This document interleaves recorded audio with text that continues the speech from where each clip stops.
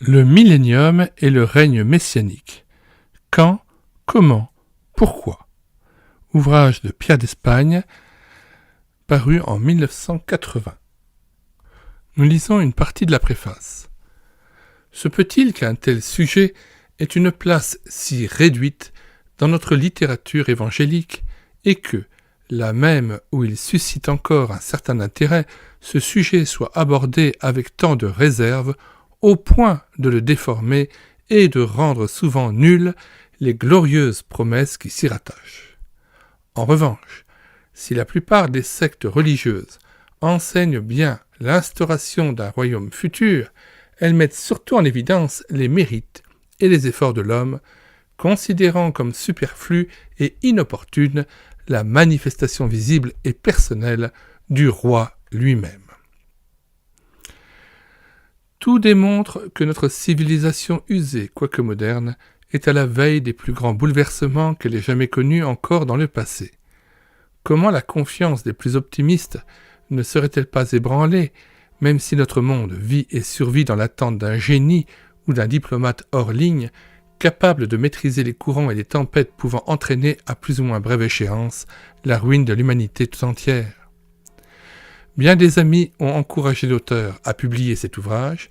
Il devrait être un appel à la conscience et à la réflexion de tous ceux qui aspirent encore avec sérieux et droiture de cœur au triomphe de celui qui, seul, a le pouvoir d'instaurer un jour un règne de paix, de justice et de bonheur sur cette terre aujourd'hui pleine d'angoisse. Que, dans le temps prophétique exceptionnel que nous vivons, la vigilance soit plus que jamais de rigueur, afin de triompher de l'esprit de séduction sans pareil qui envahit notre environnement. Avant de prendre en charge le chapitre « Qu'est-ce que le millénium ?» de la page 19 à 24, nous aimerions signaler que nous avons mis dans les commentaires de cette vidéo le lien de téléchargement gratuit de cet ouvrage, ainsi que sa table des matières. Le téléchargement se fera à partir du site internet médiathèque-chrétienne.fr, site que nous avons bâti en synergie avec cette chaîne YouTube Elle écouter sa parole, afin d'assurer la réédition numérique des ouvrages chrétiens épuisés et non réédités comme l'était cet ouvrage. Lecture du deuxième chapitre de cet ouvrage, Qu'est-ce que le millénium ? L'auteur commence par la citation d'Apocalypse chapitre 20, versets 1 à 6, que nous faisons le choix de lire intégralement et de ne pas faire comme l'auteur, c'est-à-dire le citer en abrégé. Puis je vis descendre du ciel un ange qui avait la clé de l'abîme et une grande chaîne dans sa main. Il saisit le dragon, le serpent ancien, qui est le diable et Satan, et il le lia pour 1000 ans. Il le jeta dans l'abîme, ferma et scella l'entrée au-dessus de lui, afin qu'il ne séduisît plus les nations jusqu'à ce que les 1000 ans fussent accomplis. Après cela, il faut qu'il soit délié pour un peu de temps. Et je vis des trônes, et à ceux qui s'y assirent fut donné le pouvoir de juger. Et je vis les âmes de ceux qui avaient été décapités à cause du témoignage de Jésus et à cause de la parole de Dieu, et de ceux qui n'avaient pas adoré la bête ni son image, et qui n'avaient pas reçu la marque sur leur front et sur leurs mains. Ils revinrent à la vie, et ils régnèrent avec Christ pendant 1000 ans. Les autres morts ne revinrent point à la vie jusqu'à ce que les 1000 ans fussent accomplis. C'est la première résurrection. Heureux et saints ceux qui ont part à la première résurrection. La seconde mort n'a point de pouvoir sur eux, mais ils seront sacrificateurs de Dieu et de Christ, et ils régneront avec lui pendant 1000 ans. Vous pourrez trouver aussi dans les commentaires de cette vidéo l'intégralité du chapitre 20 que nous vous conseillons vivement de lire. Notamment les vers 7 à 15, où il est dit dès le verset 7, « Quand les 1000 ans seront accomplis, Satan sera relâché de sa prison. » Mais revenons donc au chapitre de Pierre d'Espagne, « Qu'est-ce que le millénium ?» page 19. C'est essentiellement dans ce texte que figure la mention d'une période de 1000 ans, période au cours de laquelle, d'une part, le diable sera incapable de manifester sa puissance sur la terre, et d'autre part, Christ régnera au milieu de son peuple dans tout l'éclat de sa gloire et de sa magnificence. À ceux qui posent la question, faut-il appliquer un sens littéral à ce texte? Nous répondrons par l'affirmative, à commencer par le délai de 1000 ans. Ce nombre revient à 6 reprises dans le chapitre 20 de l'Apocalypse, livre dans lequel d'autres nombres sont également mentionnés avec précision, en particulier celui de 1260 jours, correspondant aussi à 42 mois, ou encore un temps, 2 temps et la moitié d'un temps, voir Apocalypse 11, versets 2 à 3, chapitre 12, versets 6 à 14, chapitre 13, verset 5. Rappelons-nous que ces nombres figurent déjà dans Daniel, chapitre 7, verset 25 et 12, verset 7. Une telle insistance rend superflue toute interprétation fantaisiste devant celui qui prépare toute chose, entre guillemets, pour l'heure, le jour, le mois et l'année, selon Apocalypse 9, verset 15. Même s'il reste vrai que, entre guillemets, devant le Seigneur, un jour est comme 1000 ans, et 1000 ans sont comme un jour, selon 2 Pierre 3, verset 8, cela ne saurait en aucune manière diminuer l'accomplissement du dessein de Dieu qui, lui, s'accomplit bien littéralement et non pas symboliquement, rappelons-le. Voilà pourquoi le plus important est de considérer le déroulement des événements qui prendront place pendant cette période du règne personnel de Christ, règne qu'il convient d'appeler messianique entre guillemets, à la fois type et préfiguration de l'état éternel qui suivra. Dans l'Apocalypse, ce dernier livre prophétique de la Bible, et non pas seulement du Nouveau Testament, Jésus-Christ est le principal personnage de l'histoire, se présentant lui-même comme, entre guillemets, celui qui est, qui était et qui vient, le Tout-Puissant, Apocalypse 1, verset 8. Le Fils unique de Dieu, qui est dans le sein du Père, Jean 1, verset 18, c'est aussi le Fils de l'homme, qui était pendant un temps ici-bas, afin d'accomplir notre rédemption par son sacrifice. Philippiens 2, versets 7 à 8 que nous lisons. Dès le verset 5. Ayez en vous-même les sentiments qui étaient en Jésus-Christ, lequel, existant en forme de Dieu, n'a point regardé comme une proie à arracher d'être égal avec Dieu, mais s'est dépouillé lui-même en prenant une forme de serviteur, en devenant semblable aux hommes. Et ayant paru comme un simple homme, il s'est humilié lui-même, se rendant obéissant jusqu'à la mort, même jusqu'à la mort de la croix. Et nous lisons la suite. C'est pourquoi aussi Dieu l'a souverainement élevé et lui a donné le nom qui est au-dessus de tout nom, afin qu'au nom de Jésus, tout genou fléchisse dans les cieux, sur la terre et sous la terre, et que toute langue confesse que Jésus-Christ est Seigneur, à la gloire de Dieu le Père. Retour au texte. Ce Fils de l'homme bientôt vient comme le prince des rois de la terre. Apocalypse 1, verset 5.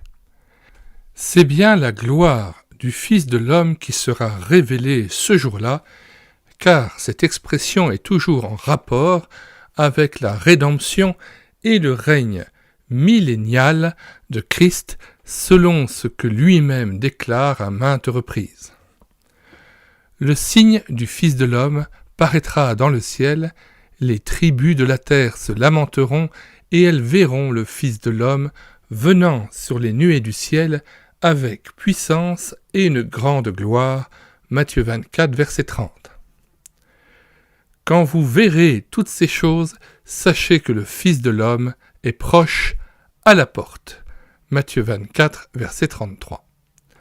Lorsque le Fils de l'homme viendra dans sa gloire avec tous les anges, il s'assiera sur le trône de sa gloire. Toutes les nations seront assemblées devant lui. Matthieu 25, verset 31. L'Apocalypse nous donne une dernière vision du Fils de l'homme dans la gloire du ciel avant son retour. Voici comment l'apôtre Jean le décrit. « Je vis 7 chandeliers d'or, et au milieu des 7 chandeliers, quelqu'un qui ressemblait à un fils d'homme, vêtu d'une longue robe et ayant une ceinture d'or sur la poitrine. Sa tête et ses cheveux étaient blancs, comme de la laine blanche, comme de la neige. Ses yeux étaient comme une flamme de feu, ses pieds étaient semblables à de l'airain ardent, comme s'il eût été embrasé dans une fournaise. Et sa voix était comme le bruit de grandes eaux. Il avait dans sa main droite 7 étoiles. De sa bouche sortait une épée aiguë à 2 tranchants, et son visage était comme le soleil lorsqu'il brille dans sa force. Quand je le vis, je tombai à ses pieds comme mort. Apocalypse 1, versets 12 à 17. Telle était la révélation du Fils de l'homme qui sera pleinement manifestée à la fin du temps des nations, selon, entre guillemets, les choses qui doivent arriver bientôt sur cette terre et qui sont décrites dans ce livre. Voici, sur les nuées arriva quelqu'un de semblable à un fils de l'homme. Daniel 7, verset 13. On peut comprendre d'autant mieux pourquoi, au retour du Fils de l'homme, tout genou fléchira dans les cieux, sur la terre et sous la terre. Philippiens 2, verset 10. Car tout pouvoir lui appartient non seulement dans le ciel, mais aussi sur la terre. Matthieu 28, verset 18, voire également 1 Pierre 3, verset 22. N'est-il pas d'ailleurs appelé le Seigneur de la terre en Apocalypse 11, verset 4 ? Roi des rois, Seigneur des seigneurs, Jésus l'est aussi réellement comme Fils de Dieu et Fils de David. Il fut annoncé dès sa naissance comme le roi devant s'asseoir sur le trône de David. Luc 1, versets 31 à 35. Bien que rejeté et crucifié comme le roi des Juifs, comment douter que le ressuscité revienne bientôt pour régner sur son peuple et sur les nations, avec la couronne de gloire et le sceptre de l'autorité et de la domination. Cette terre doit lui être un jour assujettie, conformément à la volonté de son Père qui lui a déclaré « Demande-moi, et je te donnerai les nations pour héritage, les extrémités de la terre pour possession. » Psaume 2, verset 8. Le gouvernement du roi, véritable théocratie, sera à l'échelle du monde entier et il n'aura point de fin, selon Apocalypse 11, verset 15. Le royaume du monde est remis à notre Seigneur et à son Christ, et il régnera au siècle des siècles. Cette expression traduite du mot grec aion correspond bien à une période de temps. De même, lorsque Jésus annonce en Matthieu 13, versets 39 à 49, la fin, entre guillemets, ou la consommation de l'âge. C'est ainsi que, en Matthieu 24, verset 3, l'expression, entre guillemets, fin du monde, ne doit pas être considérée dans le sens de l'achèvement d'un état, mais bien plutôt de l'arrivée de quelque chose de parfait, d'un âge nouveau, d'un ordre infiniment meilleur que tout ce qui a précédé.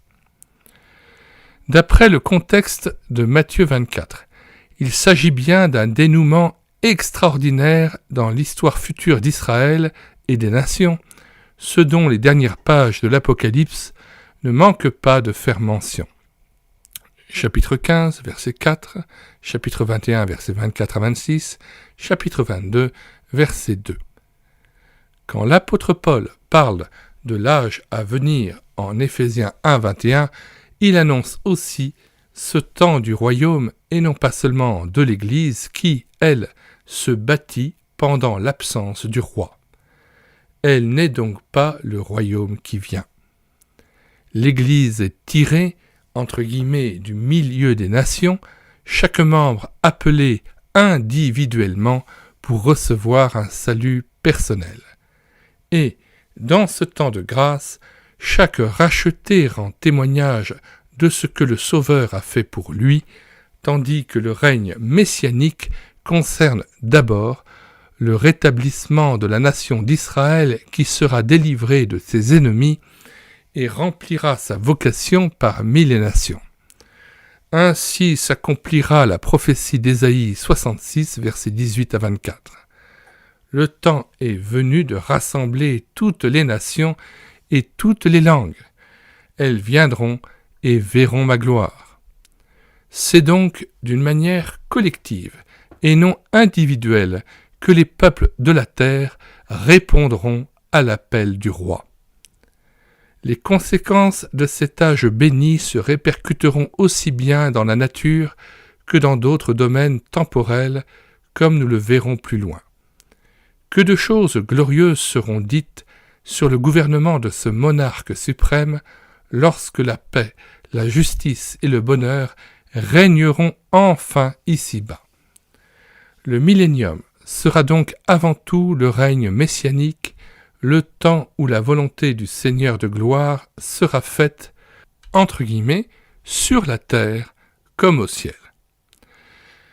La prière « Que ton règne vienne » récitée par tant de credos religieux, bien souvent dans l'incrédulité et l'ignorance de ce fait extraordinaire, sera pleinement exaucée ce jour-là. Ajoutons que les nouveaux cieux et la nouvelle terre, mentionnés en Ésaïe 65 et Apocalypse 21, n'indiquent pas seulement l'état éternel, mais aussi cette période bénie du règne messianique. Le contexte le prouve clairement puisqu'il annonce les bénédictions temporelles reçues par les habitants de la terre.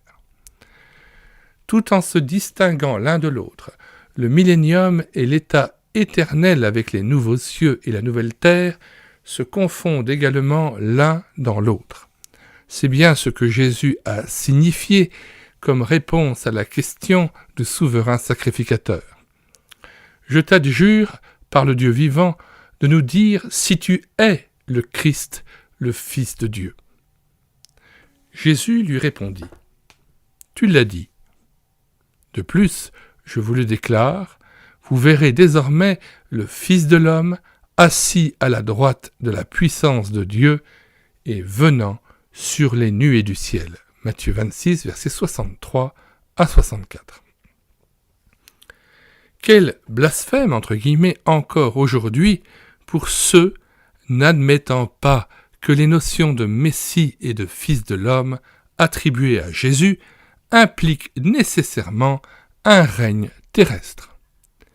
Mais en revanche, quelle révélation bénie pour la femme samaritaine qui lui dit « Je sais que le Messie doit venir, celui qu'on appelle Christ.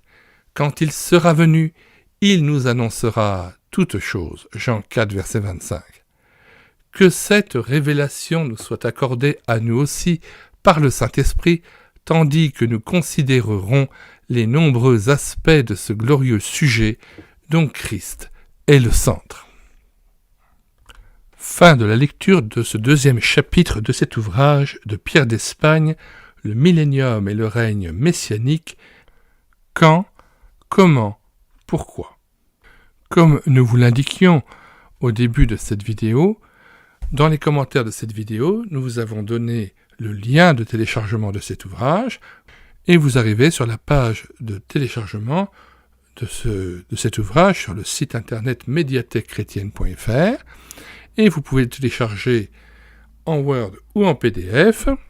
Le téléchargement est gratuit et vous n'avez pas besoin de vous inscrire sur ce site pour pouvoir y entrer et bénéficier d'un accès auprès des 790 ouvrages que nous avons numérisés pour vous est mis à votre disposition.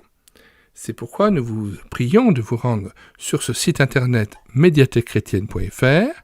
Sur la page d'accueil, vous cliquez sur l'onglet « Livres » et là, vous voyez les dizaines d'auteurs et les centaines d'ouvrages que nous avons mis à votre disposition pour que vous puissiez en faire votre miel. Si vous voulez connaître les autres livres numériques que nous présentons sur cette chaîne YouTube, elle écoutait sa parole. Les cantiques que nous mettons en parole pour nourrir votre louange individuelle ou en assemblée, les audiobooks que nous prenons en charge, ou les BD ou les albums que nous filmons avec caméra de document, eh bien abonnez-vous à cette chaîne YouTube, elle écoutait sa parole. Que le Seigneur Jésus-Christ se révèle à nous comme le Seigneur de gloire, de plus en plus profondément, de plus en plus intimement, nous révèle sa grandeur, sa puissance, sa gloire, et nous renouvelle dans cet esprit d'adoration. Et dans l'attente de sa venue, nous vous disons au revoir et à bientôt.